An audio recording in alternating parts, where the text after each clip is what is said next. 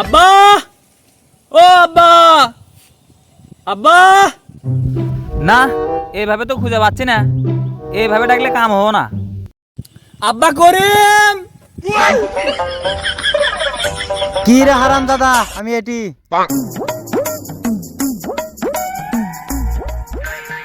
আব্বা, আমি বিয়া করমু। কি বললি তুই? তোর কি বিয়ের বয়স হয়েছে নাকি? না, হয় নাই। আমার সাথেকার সবারই বিয়ে হয়ে গেছে, খালি আমি তুই বাদ আছি। কারো কারো তো আমার বাচ্চাও হয়ে গেছে। তোরে যে বিয়ে করামু, তুই বউরে খাওয়াবি কি? কে ভাত?